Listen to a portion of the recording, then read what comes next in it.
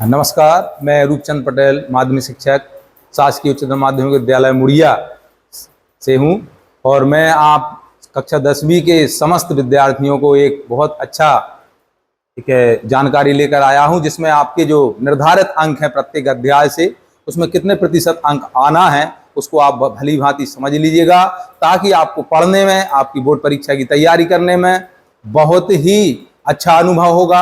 आपको ये डर है कि मैं क्या पढ़ूं, कैसे पढ़ूं, तो आपको इस कार्य योजना से मुझे लगता है कि आपको बहुत ही मदद मिलने वाली है। और मैं ऐसी पहल करने वाले सम्मानीय हमारे जिला के कलेक्टर जी एवं हमारी उसकी पूरी टीम को मैं बधाई देना चाहता हूं कि इतना अच्छा प्लेटफॉर्म उन्होंने दिया, ताकि प्रत्येक विद्यार्थी के घर घर ये पहल पहुंच रही है। और जो समर्थ है, हमारा यूट्यूब चैनल है, हमारे जिला प्रशासन का एजुकेशन पोर्टल जो बनाया गया है, इसमें सारे विद्यार्थी जरूर सब्सक्राइब करें और प्रतिदिन इन प्रकार की वीडियो को जरूर देखें। और आपकी जो समस्याएं हैं अपने क्लास में जाकर अपने विषय शिक्षक से जरूर आप उसमें और अध्ययन करें और सीखें। आइए हम देखते हैं किस प्रकार से आना है। कक्षा 10वीं की जो गणित है उसमें आपके दो पेपर आना है। एक आना है स्टैंडर्ड गणित और एक होती है बेसिक गणित। स्टैंडर्ड गणित का कोड 100 नंबर और बेसिक गणित का 101 है। उनमें आपका किस प्रकार से पेपर आएगा, इस पेपर को आप भली भांति जांचिएगा। देखिएगा, सामने आपके सामने है वर्तमान योजना हाई स्कूल परीक्षा 2025-26 प्रश्न पत्र कैसे तैयार होना है। ये माध्यमिक शिक्षा मंडल मध्य प्रदेश भोपाल द्वारा बनाई गई कार्य योजना है। इसको आप भली भांति नोट कर लें, लिख लें कि हम किस अध्याय से क्या पढ़ना है। तो देखिएगा, बेसिक गणित जो हमारे विद्यार्थी जिले के बेसिक गणित लिए हुए हैं, आप अपनी बेसिक गणित या स्टैंडर्ड गणित का पता कैसे लगाएंगे। जो विद्यार्थियों को पता नहीं है तो मैं उनसे अनुरोध करता हूं कि अपने कक्षा शिक्षक से ये जरूर जांच लें कि सर मैं कौन सा विषय लिया। यदि आपको पता नहीं है तो वो आपको कैसे पता लगेगा। आपको एक एप्लीकेशन नंबर दिया जाएगा जो 10वीं के लिए 1250 या 1251 से शुरू होगा, उसके अंक होंगे, तो उसमें आप डाल के ऑनलाइन में देख सकते हैं, अथवा अपने क्लास टीचर से आप जांच लें, पता कर लें कि मैं कौन सी गणित ली हूं, तो उस आधार पर आप अपनी कार्य योजना बना लें। देखिए, बेसिक गणित 101 कोड है। कठिनाई का स्तर, अर्थात जो पेपर आपका आएगा वो कैसा आएगा। कठिनाई के 3 प्रकार के स्तर हैं, एक सरल प्रश्न, एक सामान्य प्रश्न, एक कठिन प्रश्न। अब इनका देखिए प्रतिशत कैसे आना है। जो सरल प्रश्न है वो 70% है, और सामान्य प्रश्न है वो 18% है, और कठिन प्रश्न है वो 12% है। और इसी के जब अंक आप देखेंगे तो 70% अर्थात आपका 75 अंक का कुल 75 अंक का प्रश्न पत्र आएगा। उसमें से 53 अंक आपके सरल होंगे। सरल से तात्पर्य, अर्थात सरल मतलब जो हमारे होंगे वो होते हैं हमारे पूर्व ज्ञान से जुड़े हुए, अर्थात कक्षा 8वीं में 9वीं में कुछ आपने पढ़ा होगा, उससे जुड़ी हुई चीज और थोड़ी सी आपकी 10वीं में यूज होगी, वो आपके सरल प्रश्न होंगे जो 53 अंक के आएंगे। और आपको पासिंग मार्क केवल 25 अंकों की आवश्यकता है। तो इन सरल प्रश्नों को, हमारे जो सरल प्रश्न है बेसिक गणित वाले, उनको जरूर ध्यान दें। उनको कैसे पढ़ेंगे हम आपको बताएंगे। और सामान्य प्रश्न जो हैं वो आपका कक्षा 10वीं में जो सूत्र लगता है, जो सूत्र आप याद करते हैं, उसमें मान भर के हल करने थोड़े से क्या हो जाते हैं आपके। तो देखिए, कठिन प्रश्न, कठिन प्रश्न है जो हमारे, वो कठिन प्रश्न जो आपको मैं बता रहा हूं वो कोई कठिन नहीं है, केवल सूत्र लगाकर मान भरना और उसी प्रश्न में एक अगला सूत्र लगाकर मान ज्ञात करना। जैसे एपी, एक उदाहरण मैं दूं तो एपी का एक हमारा समांतर श्रेणी का योग फल दिया गया है, प्रथम पद दिया गया, सार्वंतर दिया गया है। जब इनके मान दिए गए हैं तो उन्होंने कहा कि an ज्ञात कीजिए। अब an मतलब 20वां पद ज्ञात कीजिए, तो आपको पहले n ज्ञात करना होगा, अर्थात योगफल का सूत्र लगा के पहले n ज्ञात होगा। n ज्ञात करने के बाद आपका 20वां पद ज्ञात किया जाएगा। तो ये थोड़ा सा कठिनाई स्तर, कठिनाई नहीं है, थोड़ा सा हमें बीच में और लॉजिक लगाते हुए प्रश्नों को हल करना है। ये कठिनाई स्तर है जो 9 अंक है। अब हम पहुंचते हैं, ये कुल 75 अंक का प्रश्न पत्र आएगा। बाकी जो आपके 25 अंक हैं, सारे विद्यार्थी ध्यान से सुन लें, देख लें, समझ लें कि जो आपके 25 अंक हैं ये फ्री के नहीं है। जो आपको लगता है कि फ्री के, हमारे जो शिक्षक, विषय शिक्षक आपको पढ़ा रहे हैं, उनकी सारी बातों को आप साल भर मानेंगे। अर्थात जो टेस्ट हो रहा है उन टेस्टों को बाकायदा ईमानदारी से देंगे। जो आपको होमवर्क दिया जा रहा है उसको आप सावधानी से अच्छे से पढ़ेंगे और उनकी अनुशासन का आप पालन करेंगे, तभी जाके आपको 25 अंक दिए जाएंगे। अब अनुमान लगाइए, आपके 6 विषय हैं, 6 गुणित 25 यानी 150 अंक। 150 अंक का प्रतिशत निकाल लीजिए, आपको कितना अधिक प्रतिशत बनता है। जो छात्र हमारे टॉप 10 में आते हैं वो यही करते हैं कि विद्यार्थी जो होता है वो प्रत्येक अपने विषय शिक्षक का पूरा अनुपालन करता है, प्रत्येक बात को मानता है, घर में जाके होमवर्क करता है। देखिए शिक्षक केवल वहां जाके आपको ये नहीं करता है कि आपको एक 40 मिनट पढ़ा दिया, आपको घर में जाके पढ़ना है। जो छात्र घर में जाके पढ़ता है और कठिनाइयां लेके स्कूल में आता है, वही विद्यार्थी आगे बढ़ता है। तो आपको हर हाल में कठिनाई का स्तर ढूंढ के लाना है और हमारे विषय शिक्षक से जाके आपको उन कठिनाइयों से पूछना है, तो ही आप उसमें सफल हो पाएंगे। देखिए यहां आपने पढ़ा, घर में गए, आप नहीं कुछ नहीं पढ़ा तो आप नहीं सीख पाते हैं, ये जनरली बात है। तो आपको हर हाल में घर में अध्ययन करना है, कठिनाइयों में लिख कर लाना है, गोला लगा कर लाना है कि ये चीज हमसे सर नहीं बनी। आप विद्यालय आइए, प्रतिदिन आइए, उपस्थिति आपकी कम रहेगी तो मैं, जिला प्रशासन भी कहता है, बोर्ड भी कहता है कि यदि जिस छात्र की उपस्थिति 75% से कम होगी उसको प्राइवेट कर दिया जाएगा। तो आप इसका भी ध्यान रखेंगे। प्रतिदिन विद्यालय आइए, प्रतिदिन जो होमवर्क मिल रहा है उसको करिए, टेस्ट दीजिए। जो टेस्ट में प्रश्न आएंगे वही आईएमपी प्रश्न है, और जो तिमाही 6 माही प्रश्न आ रहा है वही आपके आईएमपी है। आप उन प्रश्नों को तैयार रखिए, आप वार्षिक परीक्षा में निश्चित तौर पर सफलता पाएंगे। और मैं आपको बता दूं, अब आते हैं हम बेसिक गणित का, हमने चर्चा कर ली, अब आते हैं स्टैंडर्ड गणित। स्टैंडर्ड गणित, हमारे जो स्टैंडर्ड गणित लिए हो विद्यार्थियों, बिल्कुल ना घबराएं, उनको ये लगता है।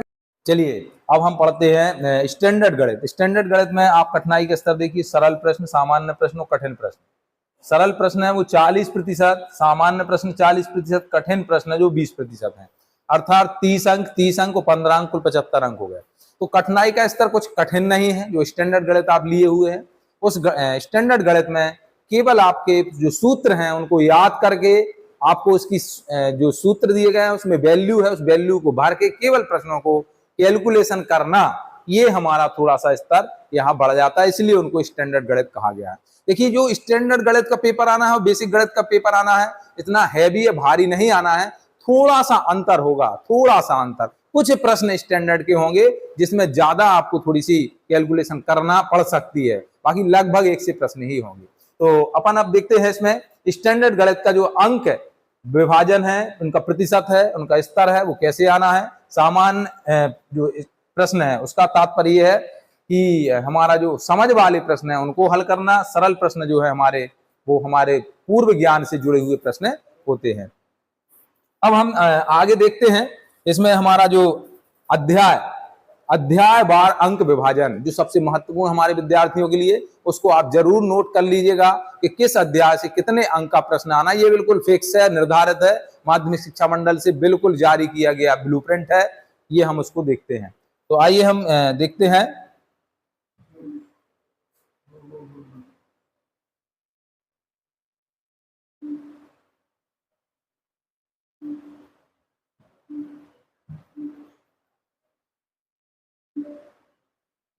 कौन सा?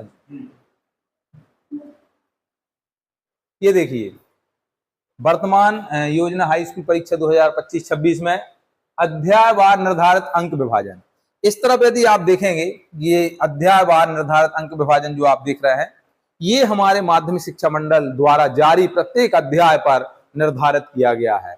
ये आप बगल में देख रहे होंगे तो अनुमानित अंक विभाजन है, अर्थात वस्तुनिष्ठ प्रश्न जो एक एक अंक के हैं, वो आपको पता है कि 6 हमारे विकल्प आते हैं, 6 खाली स्थान आते हैं, 6 हमारे सही जोड़ी आती हैं, और 6 सत्ता आते हैं, और 6 हमारे एक शब्द या एक वाक्य में उत्तर आते हैं। इस प्रकार से एक एक अंक के 30 जो प्रश्न बनते हैं वो कुल केवल 5 प्रश्नों में ही समाहित हो जाते हैं, अर्थात एक प्रश्न क्रमांक 1 में 6 वस्तुनिष्ठ रहेंगे, उसी प्रकार 7 6 रहेंगे। तो ये 30 अंक जो है, जो वस्तुनिष्ठ प्रश्न है वो 30 अंक हैं, और 2 अंक, 3 अंक और 4 अंक केवल इतने ही निर्धारित किए गए हैं। तो ये हमारा एक अनुमानित है और सटीक लगभग है कि इसमें से ये आता है। तो आप देखिएगा, वास्तविक संख्या जो हमारा अध्याय 1 है वो 6 अंक का निर्धारित है, उसमें से 1 अंक का एक प्रश्न, 2 अंक का एक प्रश्न और 3 अंक का एक प्रश्न संभावित है। इसमें हमारा जो 2 अंक का प्रश्न है, ये आप HCF या LCM निकालने के लिए आपको आएगा, या अभाज्य गुणनखंड जिसे हम प्राइम फैक्टर निकालते हैं, उसका एक प्रश्न बिल्कुल निर्धारित है, वो आएगा। और जो 3 अंक का प्रश्न है, ये हमारा जो आप देखते हैं कि वर्गमूल 3 एक अपरिमेय संख्या है, या 2 धन वर्गमूल 3 एक अपरिमेय संख्या को सिद्ध करने के लिए आते हैं। तो इस प्रकार से ये हमारी जो गैसिंग बनती है, इस प्रकार से ये प्रश्न बनते हैं और आते हैं। आपने पुराने पेपर को भी देख लीजिएगा, 2025 में जो प्रश्न दिए गए हैं वो प्रश्न बिल्कुल नहीं आएंगे। हाँ, उसकी विधि अंक पलट सकते हैं, प्रश्न आपका वही हो सकता है, केवल अंक बदल दिए जाएंगे, ज्यों का त्यों प्रश्न आने की संभावना नहीं है, ये बोर्ड ने कहा है। अब देखिएगा बहुपद, बहुपद में 5 अंक आना है, जिसमें से 1 अंक का एक विकल्प, 2 अंक हैं, जो 2 अंक में आप देखिए 2 प्रश्न आना है, 2 अंक के, तो 2 प्रश्न आएंगे। तो एक प्रश्न जो हमारा होगा, आपने देखा होगा, शून्य बताइए, एक आपको चित्र बना होगा, एक ग्राफ बना होगा, उस ग्राफ में से आपको शून्य ढूंढना है, अर्थात एक्स अक्ष पर ग्राफ जो हमारा वक्र है वो एक्स अक्ष पर कितने बिंदुओं पर प्रतिच्छेद करता है उतने ही उसके शून्यक होते हैं। ये आप बिल्कुल भली भांति समझ लीजिए। 2 अंक आपके बिल्कुल देखने से ही 2 अंक निर्धारित हो जाते हैं। बाकी जो 2 अंक होंगे वो हमारे क्या होंगे, एक आपको द्विघात बहुपद दिया रहेगा, उसके हमें शून्य ज्ञात करना होंगे, अर्थात या शून्यकों का योग या गुणनफल होगा, तो उससे हमें एक बहुपद बनाना पड़ेगा। बस केवल इतने ही इसमें से निर्धारित किए गए हैं। अब अध्याय 3 2 चर वाले रेखिक समीकरण योग में हमारा pair of linear equation 2 variable, इसमें से 7 अंक का आना है। तो 7 अंक का आना है, तो पहला 1 अंक का प्रश्न आना है और 2 अंक का एक प्रश्न कैसा आएगा। आपने देखा होगा कि एक अद्वितीय हल है, एक कोई हल नहीं है और एक अनंत हल है, अर्थात उसी को संगत हल या असंगत हल के रूप में भी प्रश्न पूछे। 100% है कि आपका प्रश्न आना ही है और आएगा। इसलिए आप हमारे जो प्रबल विद्यार्थी हैं उसको भली भांति एक सूत्र याद कर ले और केवल मान उठाकर उसमें भरना है, आपके 2 अंक निर्धारित हो जाते हैं। इसी प्रकार अध्याय 2 से भी 2 अंक आपके निर्धारित किए गए थे। अब जो 4 अंक का एक प्रश्न यहां से बनता है, जिसमें आता है कि आपको 2 चर वाले रेखिक समीकरण दिए रहेंगे, उनको आपके उनके हल ज्ञात करना है। तो हल ज्ञात करने के लिए आपको विलोपन विधि या प्रतिस्थापन विधि आपके शिक्षक ने पढ़ाई होगी, उसको भली भांति जैसे भी बने आप उसको अच्छे से सीखिएगा और बार बार लिख के देखिएगा। जब आप बार बार लिख के देखेंगे, अपने शिक्षक से पूछेंगे तभी, क्योंकि आपको नंबर किस पर मिलना है, कॉपी में लिखने पर। आप मुंह से बोल देंगे प्रश्न, आपका वो काम का नहीं रहेगा। हर हाल में आप बार बार प्रश्नों को लिखिएगा और बार बार आप अपने शिक्षक को चेक कराइएगा, तभी आपको गलतियां समझ में आएंगी, हम गलती क्या कर रहे हैं। तो इसमें से 4 अंक का एक निर्धारित है और ये भी माध्यमिक शिक्षा मंडल के अनुसार एक संभावित ये था कि वहां पर किसी प्रकार की विधि नहीं लिखी जाएगी, केवल ये लिखा जाएगा इन समीकरणों को हल कीजिए। तो निश्चित तौर पर मैं प्रबल विद्यार्थियों से अनुरोध करता हूं कि कोई भी विधि आए, आपसे जो विधि आती है आप हल करके जरूर आए, कोई प्रश्न छोड़ें ना, लेकिन जो विधि पूछी गई आप उससे हल करें तो बहुत ही बेहतर होगा, ये निश्चित तौर पर देखिएगा। अब आते हैं अध्याय हम अगले पे, द्विघात जो समीकरण,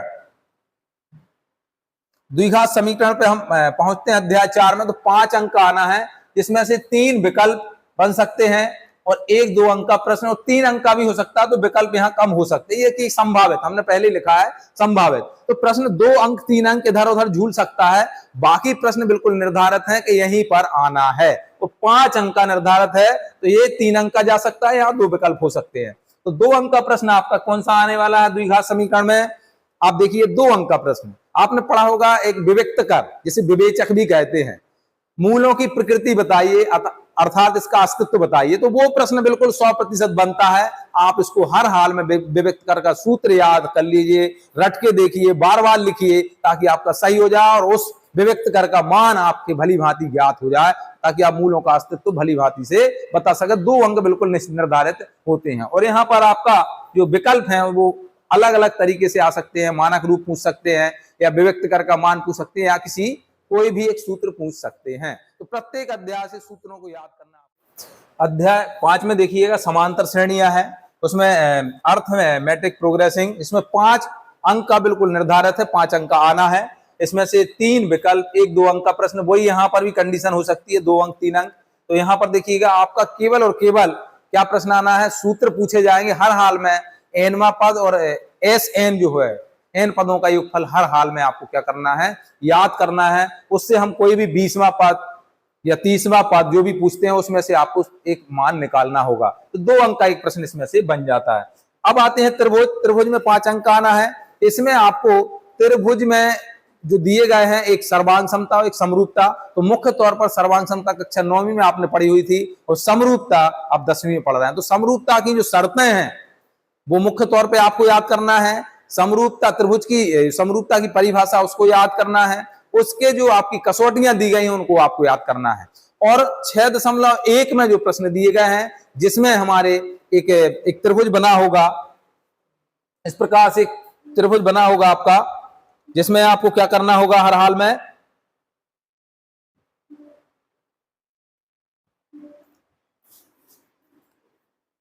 एक त्रिभुज होगा, ये सामने आपको एक पाइथा जो सॉरी थेल्स प्रमेय है जो उससे लगाना है, या इसकी वैल्यू कुछ दी होगी, इसकी वैल्यू दी होगी, यहां पर आपको ये दिया होगा और यहां ये क्वेश्चन मार्क होगा। तो इसमें से देखिए ये आपका एक कोई ट्राइंगल होगा, इस ट्राइंगल के आधार पर आप देखेंगे तो इस एक कोई भी 1 2 3 4 साइड में से एक आपको ज्ञात करना होगा, बिल्कुल ही आसान है, थेल्स प्रमेय लगाना है, अर्थात ये भुजा अनुपात में ये और ये इसमें निकालेंगे। आपको अपने शिक्षक ने पढ़ाया होगा, हम केवल आपको यहाँ ब्लूप्रिंट के बारे में बता रहे हैं, तो केवल हिंट आपको दे रहे हैं कि किस प्रकार से इन प्रश्नों को आप हल कर सकते हैं। तो ये आप देखेंगे तो इस प्रकार से आएगा। तो अध्याय 6 में 2 अंक का प्रश्न जो बनता है बिल्कुल 100% ये आने वाला है।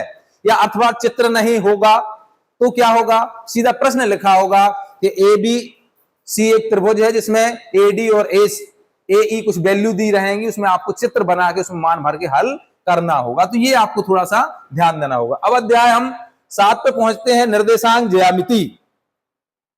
तो निर्देशांक ज्यामिति में आपको हर हाल में दूरी का सूत्र, दूरी का जो सूत्र है वो आप याद कर लीजिए। केवल और केवल 100% 1-2 बिंदु दिए रहेंगे, उन बिंदुओं को आपको भरना है और दूरी के सूत्र में उसको मान भर के हल करना। 2 अंक का प्रश्न जो बन रहा है वो आता है। और बाकी दूरी का सूत्र है, मध्य बिंदु का सूत्र है, विभाजन सूत्र है, इनको आप हर हाल में देखिए। मैं आपसे बार बार यही कहूंगा कि प्रत्येक अध्याय में जितने सूत्र हैं आप उन सूत्रों को हर हाल में याद कर लीजिए, लिख लिख के देख लीजिए। और हर अध्याय में एक एक ऐसे सूत्र हैं, यदि मान लीजिए हमारे जो प्रबल विद्यार्थी हैं उनको लगता है कि मुझसे गणित नहीं बनती, बनेगी, आप निश्चित तौर पर अपने दम पे पास होंगे। कैसे होंगे, हर अध्याय से जितने सूत्र हैं जो हमारे शिक्षक लिखवा रहे हैं उनको हर हाल में याद करके बार बार लिखना है। यदि आप प्रत्येक प्रश्न में एक एक सूत्र भर लिख के आ जाएंगे तो हमारे 18 प्रश्न आना है, और एक एक में हर में सूत्र लगाना, तो 18 अंक आपके केवल सूत्रों ही में बन सकते हैं। और 1-2 आपसे प्रश्न बन गए, विकल्प बन गए, तो आपके 25 अंक निर्धारित हो जाते हैं। देखिए पास होना बहुत ही आसान और सरल है, लेकिन आपको उस योजना के अंतर्गत आपको पढ़ना होगा। जैसा मैंने आपसे कहा, यहां दूरी का सूत्र आना है, दूरी निकालना 100% आना है, 2 बिंदु दिए रहेंगे, दूरी निकालना, 2 अंक आपके बिल्कुल फिक्स हो गए। तो इस प्रकार से आप इस योजना के अंतर्गत पढ़िएगा, निश्चित तौर पर आप पास हो जाएंगे। अब पहुंचते हैं हम आगे, त्रिकोणमिति का परिचय। अब त्रिकोणमिति के परिचय में तो हमारा बहुत सारे हैं, भुजाओं में जो त्रिकोणमिति निष्पत्तियां हैं, जैसे sine theta, cos theta, tan theta, इनके अपोजिट, उनके मान, भुजाओं में संबंध, भुजाओं में संबंध के साथ उनमें आपस में संबंध, और हमारी जो त्रिकोणमिति अनुपात सारणी है उनको हम उनके मान कैसे निकालते हैं उनको सीखना है, और इनकी जो सर्वसमीकाएं हैं उनको हमें थोड़ा पढ़ना है और देखना है। और इसमें से कभी कभार क्या होता है कि इसमें 3 विकल्प, जैसे मैंने कहा इसमें से 3 विकल्प आ रहे हैं, तो 3 विकल्प भी देते हैं, कभी कभार 5 विकल्प 20 में से दे देते हैं। क्या होता है इसमें, सही जोड़ियों में पूरी की पूरी दे देते हैं। तो क्या आएगा उसमें से, आपके केवल पूरे के पूरे सूत्र पूछे जाएंगे, तो उन सूत्रों को आप याद कर लेंगे, तो हर हाल में इन सूत्रों को आप क्या करेंगे, सही तरीके से सही जोड़ी को आप लिख पाएंगे। तो यहां से 2 अंक का जो प्रश्न बनता है वो आपका 8.1 का जो पाइथागोरस प्रमेय निकाल के हमें 2 भुजाएं दी रहेंगी, तीसरी निकाल के किसी भी निष्पत्ति का मान ज्ञात करने के लिए वो कह सकते हैं। तो उसको आप बड़ी सावधानी से आसानी से आप पढ़ना सीखिएगा, ताकि इसके भी 2 अंक आपके निर्धारित हो जाएंगे। आगे देखिएगा, त्रिकोणमिति के कुछ अनुप्रयोग, जो हमारा अध्याय 9 है, इसमें देखिएगा त्रिकोणमिति के कुछ अनुप्रयोग, इसमें से 2 विकल्प और एक 3 अंक का प्रश्न। देखिए इसमें से आप देखिए हैं 3 अंक का प्रश्न और 4 में भी कर सकता है। तो एक कोण वाले प्रश्न को आप जरूर निश्चित तौर पर पढ़ लीजिएगा। अभी आपका चैप्टर चल रहा होगा इसलिए मैं इस पर चर्चापन करते हैं, लेकिन आप इस अंक योजना को देख लेंगे तो आपको निश्चित तौर पर समझ में आ जाएगा। वृत्तों से संबंध, वृत्त है, 5 अंक का आना है, 2 विकल्प आना है, एक 3 अंक का प्रश्न आना है, जिसमें आपको एक प्रमेय पूछ लिया जाएगा, या हमारे जो प्रश्न 10.1 में और 2 में दिए गए हैं उनमें से एक प्रश्न पूछ लिया जाएगा। वृत्तों से संबंधित क्षेत्रफल, देखिए यहां पर चाप की लंबाई और आपका त्रिज्या खंड का क्षेत्रफल, ये 2 सूत्र बिल्कुल रट लीजिए। इसमें से 2 अंक का आपका प्रश्न बनता है। सीधी त्रिज्या दी रहेगी, कोण सूत्र में मान भर के हल करना है, बस। आपको कुछ भी सूत्र याद है तो आप निश्चित तौर पर हल कर लेंगे। पृष्ठीय क्षेत्रफल एवं आयतन, ये हमारे प्रबल विद्यार्थियों के लिए बहुत कठिन महसूस होता है कि हम कैसे हल करें। वास्तव में गोले के सूत्र, वृत्त के सूत्र, बेलन, गोला, तो मुझे लगता है इनको आपको अच्छे से सूत्र याद होंगे तो कोई कठिन प्रश्न नहीं आता है। सीधी वैल्यू आती है कि त्रिज्या इतनी है, इसकी ऊंचाई इतनी है, तो उसमें आपको मान भरना है सूत्र में और कैलकुलेशन करना, बस इतना थोड़ा सा कठिन है। उसको आप बार बार प्रैक्टिस करेंगे तो निश्चित तौर पर आपको इसके अंक प्राप्त हो जाएंगे। और जो दो विकल्प हमने बताए हुए हैं, 2 भी हो सकते हैं, 3 भी हो सकते हैं, लेकिन ये विकल्प क्या आएंगे? केवल सूत्र। विकल्प अर्थात ये केवल सूत्र आएंगे, तो यहां आपको सूत्र लिखना पड़ेंगे। अब सांख्यिकी में आपका बहुलक या समांतर माध्य, एक प्रश्न 4 अंक का बिल्कुल ही सरल आना है। आपके 2 खंड दिए रहेंगे, उन दोनों का गुणा करके, टोटल करके जितने उसमें दिए गए उसका भाग देना, ये हमारा समांतर माध्य निकालना सीखना है। और बहुलक, ये 4 अंक तो प्रत्येक विद्यार्थी, कमजोर से कमजोर जो महसूस करता है विद्यार्थी, अपने आप में कमजोर नहीं है, अपने आप में कमजोर महसूस करता, वो भी ये प्रश्न कर सकता, मुझे पूर्ण विश्वास है। एक बार आप खुद करके देखिएगा तो 4 अंक आपके सीधे मिलते, 4 में से नहीं तो 3 तो मिलेंगे, थोड़ी बहुत यदि कहीं गलती हो जाती है तो ये आप सीख लेंगे और एक विकल्प सूत्र पूछ लेंगे। अब आता है प्रायिकता। प्रायिकता तो इतनी सरल है, 6 अंक आना है, तो 2-2 अंक के 2 प्रश्न है और 2 विकल्प, तो 2-2 अंक के 2 प्रश्न क्या आना है मैं आपको बता दूं। आपने प्रायिकता भी शुरू नहीं हुई होगी, बहुत आनंदमय वो है। 4 अंक आपको सीधे मिलते हैं। जैसे मैंने आपसे कहा एक पासे को उछालने, पासा क्या है?